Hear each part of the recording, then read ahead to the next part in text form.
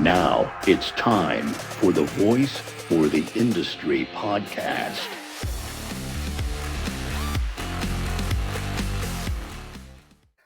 Well, all right, Carissa. Today's episode with Brian Starnes, really informative and kind of unexpected. That I've known him for a long time, and it's always he's always the guy running PestSOS, and he's also doing some different things. And it was really interesting to hear him talk about context overlay, and I think the idea behind that is really fascinating. But just a great guy, knows a lot about the industry, knows a lot about people, and I think everybody's gonna really enjoy it. Yeah, listening to his journey and how he started with 7 companies and now PestSOS and context overlay. It's a really good episode. Yeah, I think everybody's going to enjoy it. I hope you guys agree. Well, hello, everybody. Welcome to the Voice for the Industry podcast.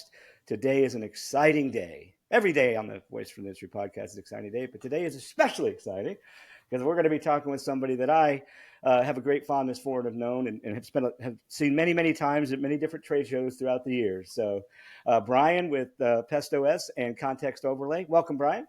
Thank you. Thanks for having me, Raymond. Oh, it's good to see pleasure. you. Thanks for being here. The easy part's me sitting in my chair. Getting you wonderful people to come talk to me is the hard part. All right. Well, I'm going to go ahead and do your bio for those of a few people that don't know everything about you. We have Brian Starnes. Brian is the part owner of PestSOS, a contact center consulting and training company for PCOs, and the founder and CEO of Context Overlay, a click-by-click training tool. With a background in construction and project management, work experience in running multi-million-dollar projects in multiple fields, and 8 years in the pest control industry, Brian has seen how leveraging technology can increase scalability by creating efficiencies and lowering overhead. He is in the process of completing his AI certification through Kane Minkus and has been working diligently to create solutions to revolutionize how employees are trained. Again, glad to have you here today. Thanks, Raymond. And I'm glad you're working diligently, because if you're going to work diligently, there's a way to do it, right? All right. Absolutely right. That's right. All right. So let's start off. The first thing we're going to talk about is what you're, I think, probably most well known for in the industry, which is PestSOS, right? Yeah. And we're going to talk about some other things you're doing. But so PestSOS has positioned itself as a nationwide kind of a concierge service for pest control. I'm going to let you kind of give all the details, but tell us kind of about how it came about, your past, where it started, and kind of how you got to where you are today with PestSOS.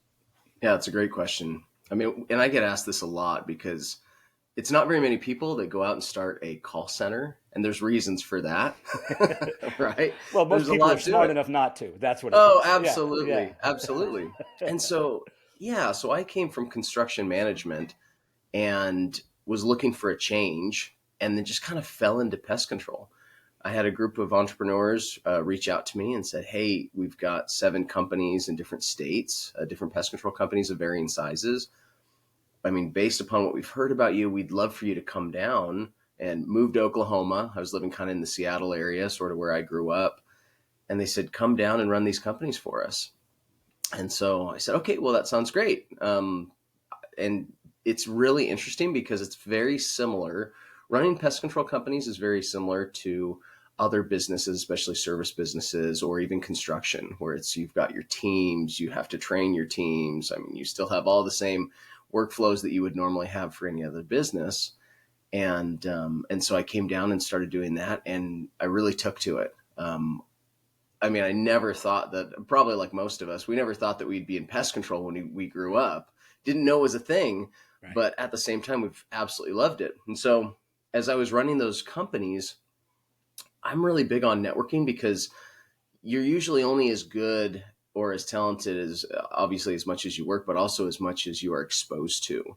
And so I was always looking to network and try and find, okay, am I doing this right? Like I remember after my first summer, going to Pest World in Florida for the first time, just because I wanted to double check everything that I thought we were doing right or wrong. Right. And it just kind of blows your mind, the exposure. And so while I was doing those types of events and going and trying to expand my own knowledge, more and more people would find out that we had these 7 companies and had one call center to answer all their calls at Oklahoma City. And they would say, hey, well, can you take calls for us too? And I'd be like, No. For a few years, actually, Raymond, I kept telling people no, because I'm like, that is probably the hardest part of a pest control company, It besides really getting is, their yeah. technicians to show up. It's the call center side. Most people hire their office, train them up, hope that whoever trained them did a decent enough job, and then they kind of forget about them. Until they say, hey, well, this isn't working for me, or I need a raise, or I've got another opportunity somewhere else, which by that time it's kind of too late. So that's how we got into it, was after about 3 years of me telling people no. I looked at my partners, and one of my partners had the idea for a while of we should probably do this. And I was the one that kept saying no. But then I was like, well, maybe there's something here. People keep asking. Right. Yeah, so that's how we got into it. And so at this point, we're a 24/7, 365 overflow contact center. What makes us different, besides being 24/7, we only do pest control. We haven't branched out into anything else. We've had some clients that do lawn as well, that they're like, hey, will you branch into lawn? And maybe we'll go that route in the future. But it's really been our niche, and particularly we focus specifically on field routes. It was the tool or the software that we were using when it was Pest Routes back in the day. Right. And so we do a lot of consulting for that as well. So it's very teaching people how to use specialized. it. You answered. Sorry to interrupt you. You answered the phone, but you only did it for companies using field routes. Yes. Right? Yep. Because you guys knew how to use field routes, and you were able to do everything in field routes, so you didn't have to learn a whole new CRM type thing. That makes a lot of sense. Yeah. It was kind of nice, because usually when you talk to somebody in marketing, they're like, okay, you got to come up with your avatar. Who's your target market? And for us, it was kind of dictated to us: pest control only and field routes users. And then we've started branching into other CRMs a little bit here and there as well. And eventually we'll branch into more. Right. But field routes is our bread and butter. The one thing that I keep thinking about is you moved from the Seattle area to Oklahoma. How was that? Actually, it was really nice. I mean, I miss the seafood. Let's get real. Seattle, each city has such an incredible culture and feeling to it. Just has a different vibe. And I really enjoyed Seattle while I lived there. I was a little different. I didn't really fit the Seattle mold. I was married young, had kids. And so I was kind of the weird guy in the office. You're an Oklahoma kind of guy. I really was more of an Oklahoma kind of guy. Yeah. And so I went down to Oklahoma, and people would say, oh, have a blessed day. Like when you check out at the drive-thru, and I'm like, yeah, what the heck? You would never have this in Seattle. It was really cool. And so, yeah, we lived in Oklahoma for about 8 years, and about 9 months ago, I moved to the Boise area, Idaho. So I was in Boise for a conference at the end of last year, and I loved it. I mean, I think I think it's like a hidden gem. A lot of people don't know about it. Yeah, it's true. It's been really nice. It's nice to have mountains again. I mean, Oklahoma's flatter than a pancake. Yeah. What they would call a mountain is kind of more of a speed bump, but yeah. Well, Florida, where I live, is pretty flat. People say have a blessed day all the time. How many kids you have? So I got 4 kids. Oh, yeah. Wow. But what are the denominations? Boy, yeah. So I've got my oldest, he's almost 16. Wow. And then we've got 3 girls that are, 13, 11, and 9.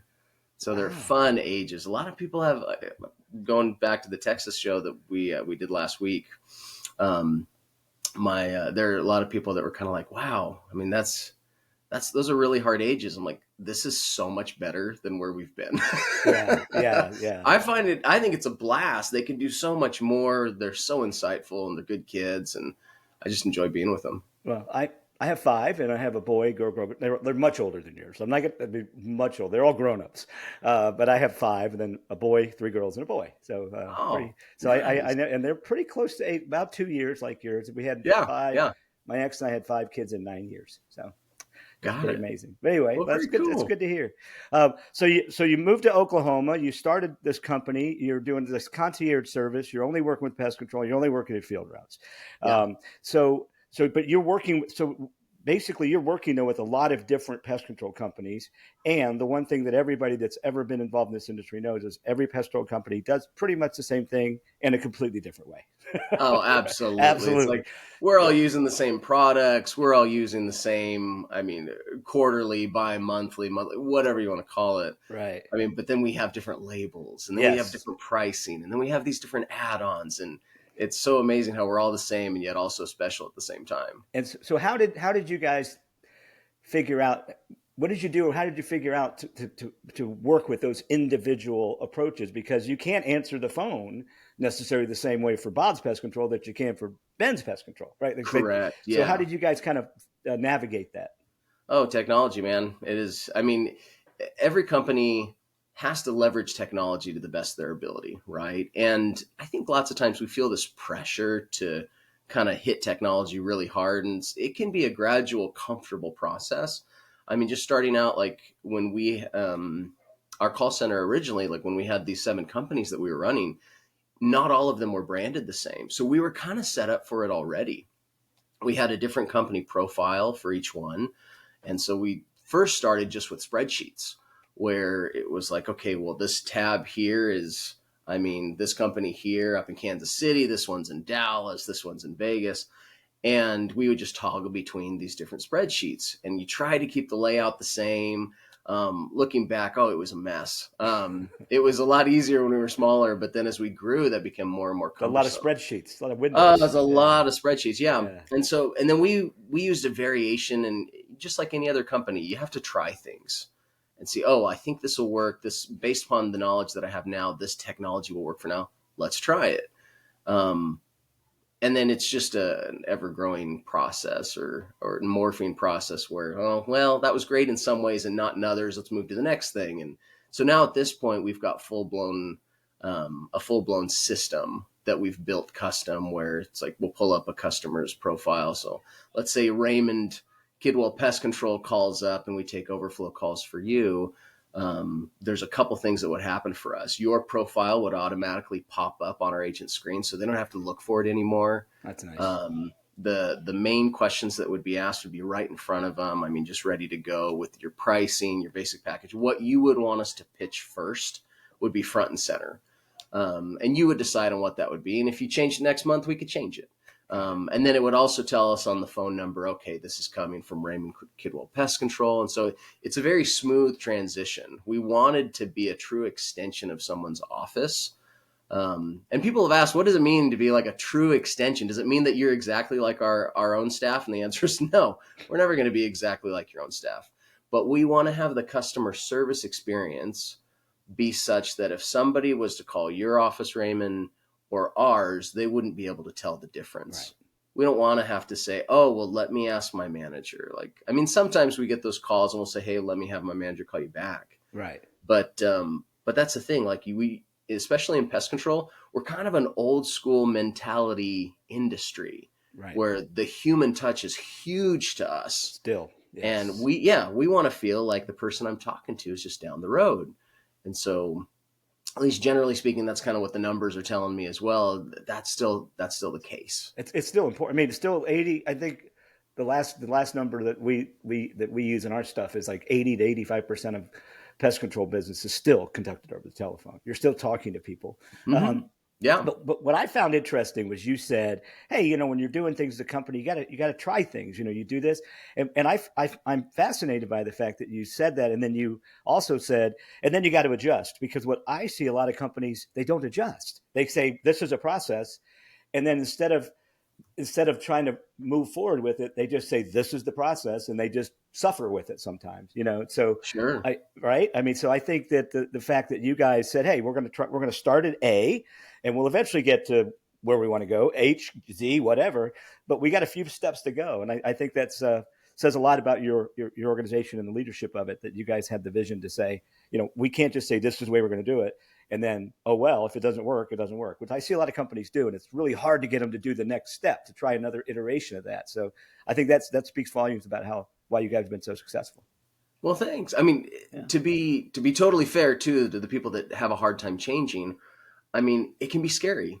Oh, absolutely. I mean, that's one. I mean, change for some people is a legitimate fear, which it really, the whole thought, I have to remind myself that sometimes when we were going to make like a big decision on a system and it could be costly if we were wrong. It's like, well, here's the deal. We can always go back. I mean, right, we've already been here before. We can go back to it if we need to. And so if for those listening, I mean, if you're in a position where you're like, I really want to try something, but I'm a little afraid of it. I mean, you can always go back, right, give it a shot. I mean, Do a trial. obviously, Do a trial. yeah, Give it a shot. absolutely. Yeah. Yeah. I mean, you're not stuck. There's no absolute in life, other than death and taxes, right? Right. But yeah, so I mean, I would recommend, feel free to try things. The other part that makes change hard for people too is it takes time. And that's the part where I think a lot of times people get hung up. They know that there's technology out there. They know that or services out there that could really help them. And lots of times I think they feel that they lack capacity to be able to really dive in and make it work, to make sure that it works for their company or their staff. And so that is a legitimate concern. Yeah, It's, absolutely. I mean, you really have to have that forward thinking mentality, first to want to do it, and two, to have the bravery to do it. Right. And capacity. And take the leap, right? And take the leap. Yeah. Speaking of leaping, you guys run into a lot of phone systems in your business. You're dealing with a lot of different companies. Are there any that and this isn't for you to plug Voice for Pest. Of course, if you want to, that's great. Sure. But is there anything that you recommend, like based on the size of a company? There are certain maybe types of features like contact center versus this, or, because you're experiencing a lot of different solutions for your different customers. Yeah, no, that's a great question. And we get that all the time because they're like, oh, you're a big pest control software or a pest control call center. What do you guys use? And for us, like we are kind of a strange situation being the way that we're set up. If you think of it this way, every pest control company has usually a couple different queues, meaning that like a phone number will come in and that phone number can get, or that customer can get diverted through a couple different avenues in your phone system. Or for most pest control companies, they only go to like one or two. It's usually very basic. But for us, with every single customer or client that we have on for PestSOS, we have to have a whole set of queues per client. And so we had to go with something that was really, really robust and super overpriced, to be perfectly honest and transparent, to be able to work for us. But pest control companies don't have to do that. So I would never recommend to a pest control company, use the phone system that we use. Hands down. So you're right. We work with a lot of different pest control companies that have different phone systems, and hands down, and no one's paying me to say this or anything, hands down, I would say Voice for Pest. We're super familiar with the system. It's easy to integrate with, for at least for our purposes. Super cost effective. Lots of times people are going off of just how much does it cost, and Voice for Pest fits the bill. It's great. And then you guys have a ton of functionality and other add-ons that are great for those that want them. And so, yeah, I mean, for us, there's a couple companies, or most people either use Voice for Pest or they use Ring Central. Yeah. I also like it that with Voice for Pest, I know the entire team. I don't refer people to others that I don't know personally or I haven't worked with. And so, yeah, I mean, I would say I would toot the Voice for Pest horn all day long for any pest control company. But yes, but there are other phone solutions out there, unfortunately, besides Voice for Pest. But and Ring Central is one of them. But yeah, to your point, there are pest control companies that could benefit from a large, contact center solution. Most of them don't really need that. But what we're seeing is more and more people want multi-channel, omni-channel. They want voice, text, email, chat. They want everything coming through instead of just phone calls. So that's an interesting. We're seeing more and more, even smaller. I mean, we have some companies with 2 or 3 people answering the phone, and they're on our contact center solution because they want everything coming in one place. Functionality. Yep. Because if you don't, and whether you use us or not, I mean, there are other solutions out there, but if you don't, then you have these little buckets. You have your email over here. And like you said earlier, I mean, it's all about communication. And in this industry, people want to be able to talk to their pest control company, whether it's via text or chat or email. So it's pretty fascinating. All right. Well, speaking of technology, our next question is, with increasing consumer demand, everybody wants things fast. Everything wants things quicker. AI has blown everything up to where now you can do some pretty amazing things without a whole lot of effort. So you talked a little bit earlier, but how has technology played a role in kind of getting PestSOS and context overlay, which we're going to talk about now? You're at your new venture. Well, not new, but venture we're going to talk about a little bit. And what has technology brought to the table to get you beyond the first few steps that we talked about earlier, and then how are you getting technology, and what parts of it are you using to get context overlay, moving forward? Sure. Yeah, that's a big question. I'll kind of package it. It's a really awkward question. Chris is probably going to edit that, but go ahead. We'll get a good answer. No, that's totally cool. Yeah. So, I mean, there's quite a few parts that quite a few ways that technology has played a part in the success of PestSOS and kind of led me to context overlay as well. So on the PestSOS side, because of the changes of technology, it really makes one consider what sort of experience do we want to have for our end user or for our own staff? And I think when we're looking at technology, that should be the question in our forefront, like in the front of our minds of what are we trying to accomplish, not what is shiny and we can implement and it's just cool. Right. What's exciting? Yeah. Yeah. Because I mean, no doubt there's a ton that's exciting about AI. For sure. In fact, I spoke about it last week at the Texas Expo. I talked about AI.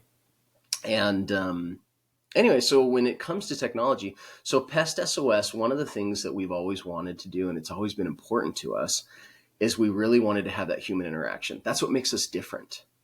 And I think as technology moves forward more and more, the demand, I think, for PestSOS is going to increase, because more and more people are going to be moving more and more toward technology like self-service and whatnot, which is great. Don't get me wrong.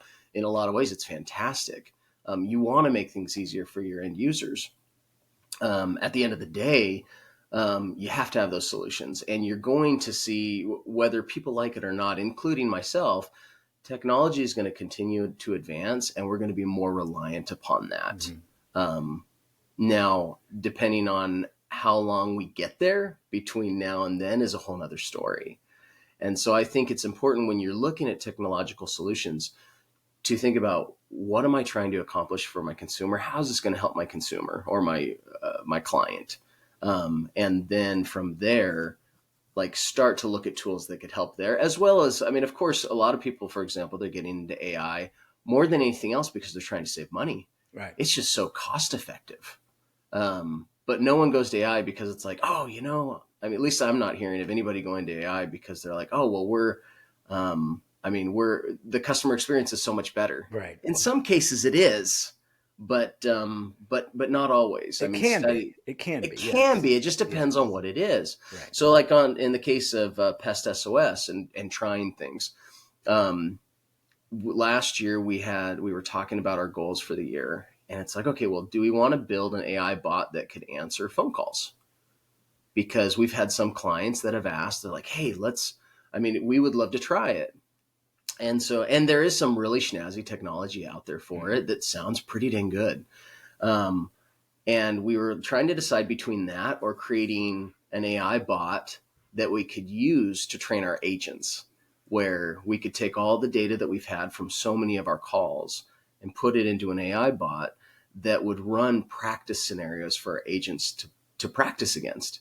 Because normally when you train an agent, you spend a ton of manager time sitting down with another them. Employee has to spend all the time. And your manager is your most expensive asset. And it's particularly in the case of pest control companies, like, guys, they can find you money. They should be finding you money, not putting out fires. Right. And so anyway, we were trying to decide between the two. Do we create an AI bot to answer our calls for those clients that want it? Or do you want to make an internal phone bot for scenario training? And we went the scenario training, not because I don't think we're ever going to use an AI phone bot, because I think in the future we will have that as an option for people. I just don't think we're there yet. Looking at the data, it doesn't make sense to do it yet, even though there is a lot of great technology. I've got a few buddies that have companies in the top 100 pest control list. And they told me that they rolled out a solution like that, and within like 2 to 3 weeks, they had to roll it back because the consumers were pissed. Yes. Like, they had swear. That's a because consumers, they can tell AI you're just term, being cheap. Yes. Yeah, exactly. Yeah, it's but they felt that they were being cheap, like being cheated. Yeah, they're like, I'm spending hundreds of dollars on you guys every year, and you can't give me a human. Like, and part of it is, like we said, it's an older industry. and we're a little old school, but I think that's what makes it us cool and unique as well. Right. Yeah. No, and I talked about this with somebody else on a previous podcast was, I'm one of the older people, right? And so I'm fine with using bots and things like that as long as I have an easy way to go a different direction if I want to, right? If I want to talk to a human, just make it easy, and I'll use your bot as much as I can, right? I think what a lot of people get frustrated with is you get stuck in that loop where it's like, tell me this, and then, tell me more so I can get, and I get really frustrated. So, and I have also heard some of our customer stuff that said, yeah, let's try it, and then, that didn't quite go the way. So what I see and kind of what we're, you were talking like which decision do we want to go, training or whatever. We're kind of in the same boat. We have a lot of customers, we have a lot of partners, a lot of people, a lot of companies out there with AI bots. Do we want to develop one? If we do, so yeah, we're in an industry, let me start over. We are a technological company, and we're doing the same thing. We're kind of figuring out where do we want to go with technology, right? And this is what we do. So I think it's pretty daunting for pest control people to try to figure that out, because they aren't in the technology business. I mean, some of them are, but they're using technology. But anyway, so you mentioned Texas Expo. You spoke about AI. How was that? How was that show? Was it a good one? It was pretty good. Yeah. My buddy, Todd Kircheval is the president of the Texas Pest Control Association down there. He asked me to come down and talk on AI because I've been learning about AI quite a bit with my certification program. And yeah, he wanted me to talk about AI and context overlay because they're kind of similar in the services that they're trying to offer to people. And so it was great. And just kind of summarizing most of what the talk was about. First, we talked about just kind of the basics of what AI is and what it isn't. A lot of people say that, this is our AI tool. And usually it's a very small piece of what they do has AI in it, but it's really just a full-blown software like anything else. Right. But one of the things we talked about is just kind of what we've been discussing now is the acceptance of AI. And some of the data that we pulled off of literally from ChatGPT was that, most people, it was like about 65 to 85% still prefer humans over AI, especially in support and service roles. Right. And that's not my data. That's me asking ChatGPT, pull references. What's the acceptance rate of AI? And I wasn't even talking about our industry. That's just generic. And so it's important to be able to implement technology. There's a lot of low-hanging fruit. There's a lot of easy, small solutions that can save you money, that can help with your workflows. Start with those that aren't going to bother your clients or your customers. No doubt. At the same time, in the future, we know that eventually, like, service always progresses with technology, right? It used to be that everybody was a farmer and very few people worked in companies, right? It wasn't that long ago. Right. And now less than 2% of our population does farming because the technology advances so quickly that it's like, hey, look what we can do with such a smaller number of people. Yeah. I think it's going to be very similar with AI. It already is very similar with AI. Yeah. So, there's no doubt in my mind that eventually we'll progress to where AI is going to be probably the standard for answering calls and customer service because 100% because it's cost effective. But the time between now and when we get there is a whole nother story. Right. And I think even when we get there, when that becomes the new norm of service, you're still going to have a lot of companies that they're going to want to differentiate themselves. They're not going to want to accept the technology, not necessarily because they're old school, but because they want a different, more human experience for their consumers. That's how they're going to be different, is they're not going to add. So, in some ways it can be good to add technology. In some ways it makes you different to blatantly say, hey, we're different. Well, and it's funny because we did a podcast with Brianna Neerland from Quick Kill Pest Control, and that's their philosophy. Their philosophy. I love Brianna. We're buddies. Yeah. She's okay. Great. Yeah. So and she's fantastic. And that's their philosophy is, we don't want to be an AI company. We want to be a company. When you call us, we're going to answer the phone. I mean, and we understand that we may not grow as fast. We may, we are, but we have values, and this is our, their father started the company. So I think you're right that we're going to see a lot of that. Not necessarily dislike of AI, but it's just that's not the company they are. That's not their culture. Not the vision. That's not who they are. Yeah, I mean that during the talk, actually, right at the very beginning of the talk last week, when we were talking about AI, I called the talk "Not Another AI Talk" because it worked both ways, right? On one hand, everybody's like, "Oh, not another AI talk! Like, please no more." And at the same time, it's like we're not going to be talking about just all the shiny things that AI can do. We tried to make it practical. The hard thing is just there's so much to talk about, and not everybody's on an equal playing field. Some people have done more with it or less. But one of the things that at the very beginning, I asked, I said, show of hands, how many people here like AI? And there were a few hands that kind of came up, like not very many. And the room was packed. It was a full house. It was pretty cool. And then I said, okay, well, how many people here feel obligated to learn about AI? And every hand went up. And I think that's very telling about kind of where we're at right now. Everybody feels like they have to move towards AI. And it doesn't seem like there's very, very many people, based upon just my quick survey at the beginning of the talk, that are really that interested in it, but they feel that they should be. Yeah, they realize they need to be interested in it, even if they're not really interested. Yeah. And I think part of it is, people are afraid of being replaced. And don't get me wrong, there's a lot of things where they say, oh, well, AI isn't to replace people. AI is to replace and implement and improve anything it can. And that includes people in a lot of cases. It's going to happen in every major technology shift. I mean, the internet, how many travel agents are there now? Oh, sure. Right? Yeah, I mean, it's going to happen. Well, we have a couple minutes left, so I want to give you an opportunity to talk a little bit more specifically about context overlay. Thank you. Tell us what it is, and the shameless plug time. Let's hear all about it. Perfect. Yeah, so kind of going from AI to context overlay, I mean, while AI in a lot of ways is replacing humans and in some ways augmenting them, context overlay is 100% improving training for humans. So because we would go through so many agents, or we would hire so many agents at the beginning of the season for PestSOS, a couple of years ago, I had this thought. I'm like, man, it takes me so long to train an agent. Or so long. I mean, we spend so much time going back and answering questions for agents, or how do I run this report? How do I do this?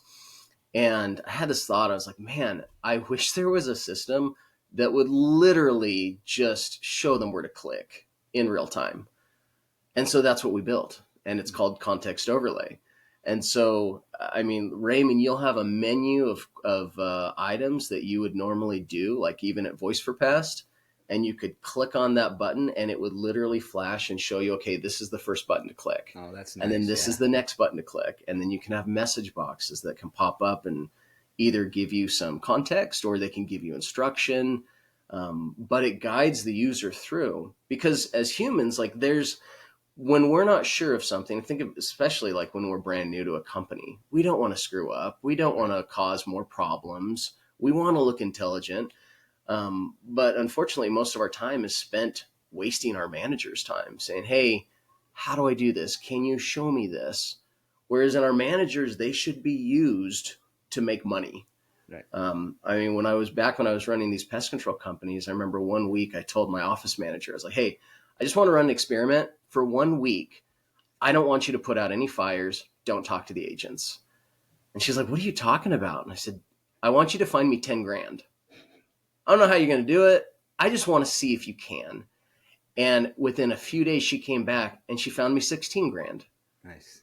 And so, that's the whole mentality of this, or the whole idea is I want to be able to empower people where they can learn step by step any web-based software, whether it's QuickBooks, Field Routes, Canva, it works across the board.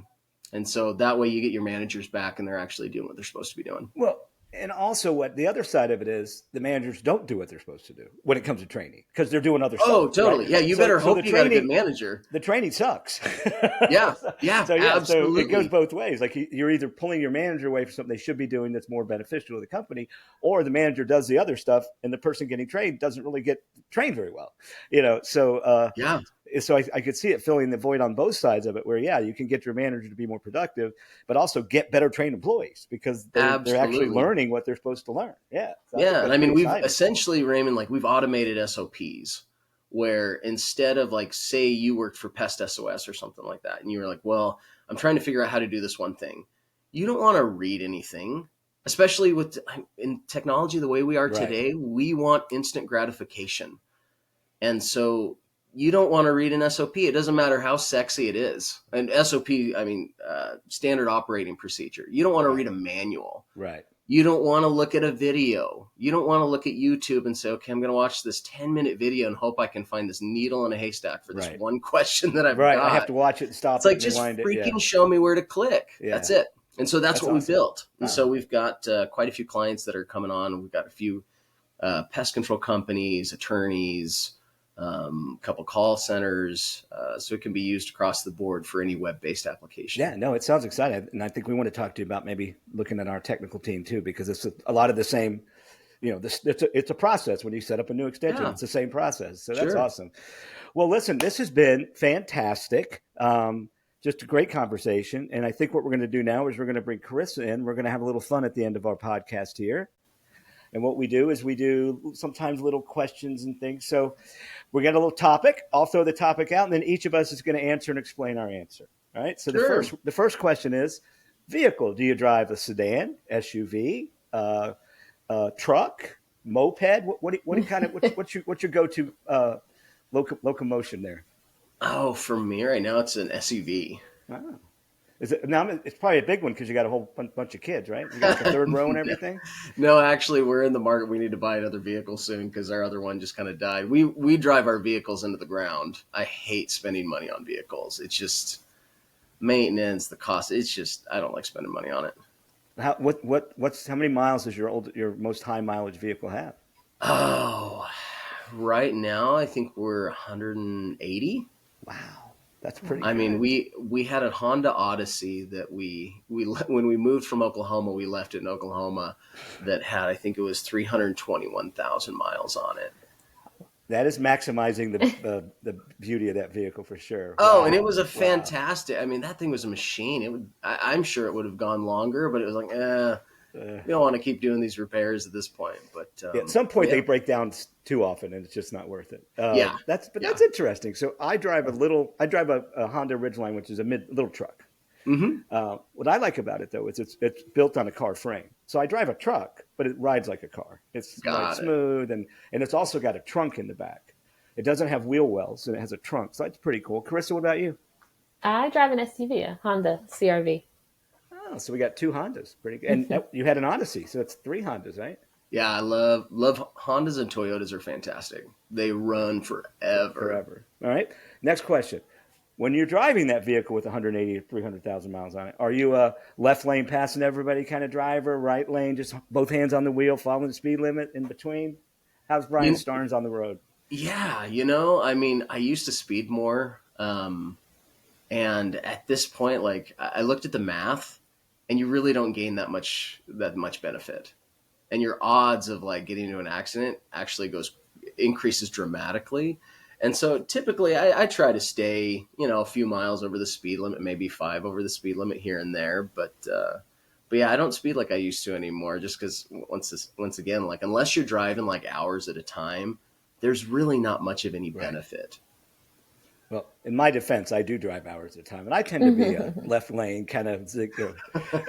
What drives me crazy is where I drive, there's a lot of 2-lane interstates. And so you get somebody in the right lane and then somebody in the left lane that's going the speed they want to go, which happens to be the same speed as the person in the right lane. So you have two cars. That's still frustrating. It's like, guys, we're going the speed limit. Come on. We're going the speed limit. And then, so then you're in the left lane, like, okay, I'm gonna hang back and leave a safe distance. Then people come zooming up on the right side, cut in front of you. So you end up with 15 cars all tailgating each other to keep other cars.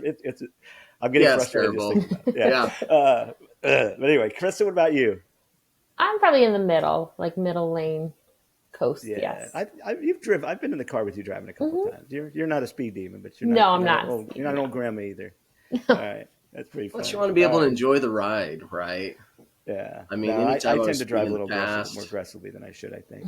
All right. yeah. All right. Well, Brian, I think that's it. Does any? Oh, sorry, microphone. Any other things you want to share with the group before we call it a day? No, I just appreciate you guys having me on. And I mean, if there's anybody that has any questions about either context overlay or if they want to ask me what's it like working with voice for pests, I mean, they can reach out to me as well as questions on just pest control, business, AI. I mean, look me up on LinkedIn. I'd be more than happy to help you. All right. We can put your contact in on the website or something to make it easier for people to find you. Okay, perfect. All right. Well, thank you, sir. It's been fantastic. Everybody, have a good rest of the day. Thank you for joining us. See you next time.